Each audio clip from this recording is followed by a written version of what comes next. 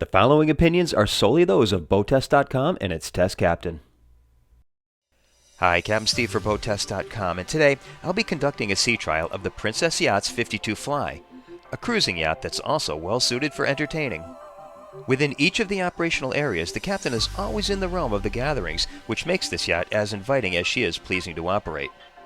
Now, one of the first things we're going to do when we step aboard is do the daily checks. That's going to be in the engine room, accessed right from the cockpit.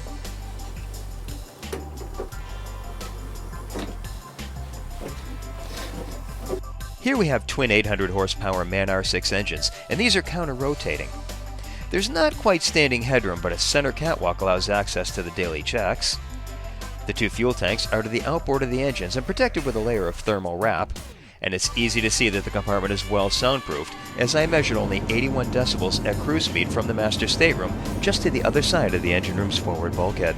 Now we head inside and light up some of the systems. The ship's main electrical panel is located right next to the lower helm at the companionway. It's all backlit with 12-volt DC to the right and the AC systems to the left. The flying bridge helm is mounted to the starboard side of the deck, but to the port side of the helm console itself. And I love that the cooler is within easy reach. And the hardtop is a very attractive option. There are separate modules. To port, we have a water depth and temp display over the bow and stern thrusters. Above are the analog gauges. Operations are grouped to starboard with the autopilot, spotlight remote, trim tabs, and the engine controls mounted almost vertically. Naturally, the wheel is mounted to a tilt base. Twin seats are upholstered in all-weather vinyl. The helm is over to the port side, so if I'm coming into the dock, if I want visibility, I've got to be leaning over to the side with my hand way back on the controls, and that's okay. And a joystick is an option on this. Princess uses the Zenta joystick system, which would go over into this position here. So now I've got a clear view while my hand is on the controls. But even without the joystick, I've got a clear sight line right down to the transom through the companionway. Now let's take a look at the layout from the lower helm. And I'm very happy with the layout. There are two seats, so you've got a second set of eyes looking forward. And with the moving map display over to the port hand side, the observer is going to take an active part in operating the boat. Forward are the twin analog tacks with a rudder angle indicator between. Below are the two MAN engine displays. To the port side, there's a water depth and temp display, rocker switches, and the bow and stern thruster controls. To starboard are the autopilot, spotlight remote, ignitions, and engine start-stop buttons. Most of the buttons at the helm are pretty self-explanatory, but this one here is for emergency steering. There's electrical steering on this boat. If the steering fails, come to the lower helm station. The lower station has a hydraulic backup. The digital engine controls are mounted to a separate panel to starboard. We also have the side window controls and trim tabs with LED indicators to the sides. The three-spoke wheel has a leather rim and it's mounted to a tilt base. A convenient footrest is below, along with the VHF handset. Princess went with twin seats, softly padded and upholstered in ultra leather, and they're adjustable fore and aft. And this allows for the observer to take an active part of the navigation in addition to having a second set of eyes looking forward. The Princess 52 has a length overall of 53 feet 8 inches, a beam of 15 feet 7 inches, and a draft of 4 feet 1 inch.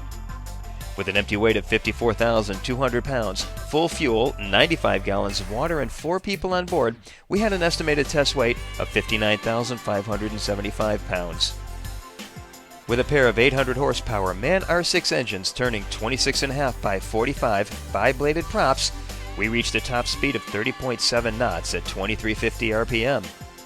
At that speed, we were burning 79.6 gallons per hour, giving us a range of 220 nautical miles. Best cruise came in at 2250 RPM and 28.6 knots. That speed reduced the fuel burn to 72.3 gallons per hour and gave us a range of 226 nautical miles. However, most will probably run her at the MAN recommended cruise setting of 80% load. That resulted in a speed of 25.7 knots and 2100 RPM and a 67 gallon per hour fuel burn. She can keep that up for 8.5 hours and 219 nautical miles. We reached planing speed in 10.9 seconds, accelerated to 20 miles per hour in 12.8 seconds, and reached 30 miles per hour in 25.8 seconds. She has excellent low-speed handling and even steers well with the engines taken out of gear. Upon acceleration, the bow comes up 12 degrees, which raised it to just the level of the horizon before coming on plane. It takes time for the turbos to kick in on the man, so even being heavy-handed on the throttle, things will still remain comfortable for the guests. Once on plane, she remains at a 3-degree bow high attitude. With the huge salon windows, guests will really appreciate the view.